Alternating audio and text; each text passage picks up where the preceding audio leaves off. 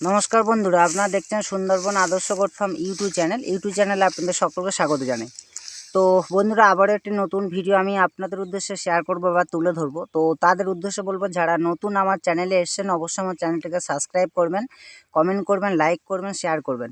কারণ আপনাদের একটি কমেন্ট বা একটি লাইক আমাকে কিন্তু আরও বেশি ভিডিও বানাতে উৎসাহিত করে বা আগ্রহ বাড়ায়।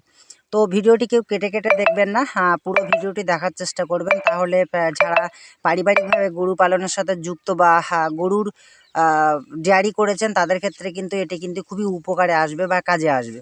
তো জানেন বন্ধুরা, গরুর কিন্তু মাঝে মধ্যে কিন্তু পাতলা পায়খানা হয়। এই পাতলা পায়খানা যখন 2 দিন 4 দিন বা 10 দিন হতে থাকে, তারপরে কিন্তু সেই গরু কিন্তু শারীরিকভাবে দুর্বল হয়ে যায়, রক্তশূন্য হয়ে যায়, শরীরে জলের পরিমাণ কিন্তু কমে যায়। তো পায়খানা একটি খুবই বাজে রোগ বা বাজে জিনিস। তো পায়খানা কি কারণে হয়, গরুর পাতলা পায়খানা কি কারণে হয়? তো অবশ্যই বলবো যে মূলত কয়েকটি কারণে গরুর পায়খানা হতে পারে। যেমন হচ্ছে, গরুর শরীরে যদি বেশি পরিমাণে কৃমি হয় তাহলে কিন্তু হঠাৎ পাতলা পায়খানা বেশি হতে পারে।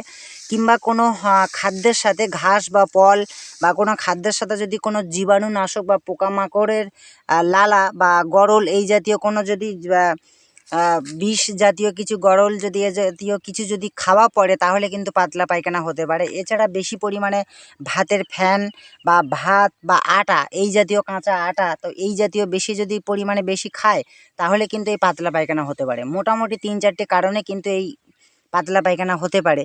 তো পাতলা পায়খানা হচ্ছে মানে হতে থাক, পরে দেখব কদিন পরে সুস্থ হয় গরু, এরকম করবেন না। কারণ গরুর কিন্তু 1 থেকে 2 দিনের মধ্যে পাতলা পায়খানা না কমাতে পারলে বা না বন্ধ করতে পারলে, যেটা যখন 1 সপ্তাহ বা 10-12 দিন হয়ে যায়, হয়তো গরু বেঁচে থাকে কিন্তু শারীরিকভাবে দুর্বল হয়ে যায়, গায়ে রক্তের পরিমাণ কমে যায়, জলের পরিমাণ কমে যায়, তখন কিন্তু এর কিন্তু একটি বাচ্চা আছে।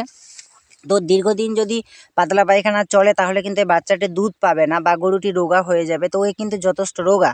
তো এই গরুটি কী করে হঠাৎ পাতলা পায়খানা করব, মালিকের সাথে আমি অবশ্যই কথা বলবো।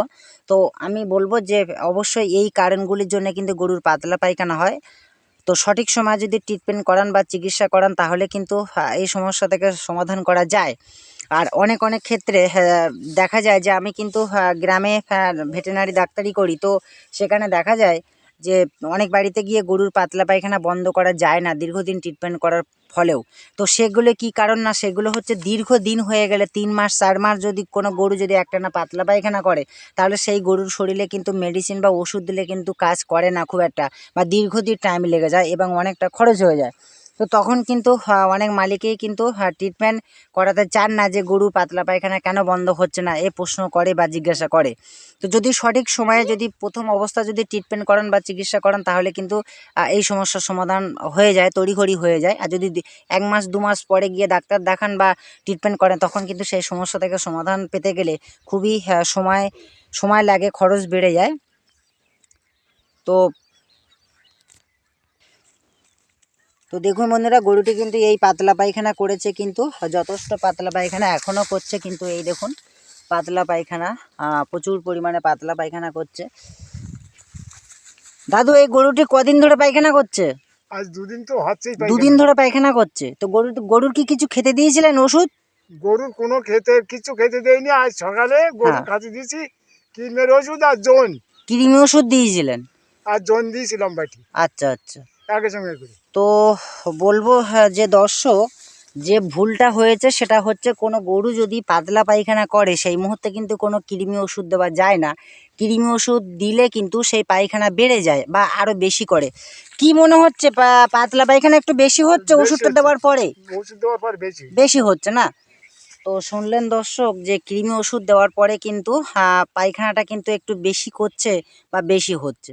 তো আশা করি 1 থেকে 2 দিনে গরুটি সুস্থ হয়ে যাবে, সমস্যার সমাধান হয়ে যাবে, খুব একটা অসুবিধা হবে না।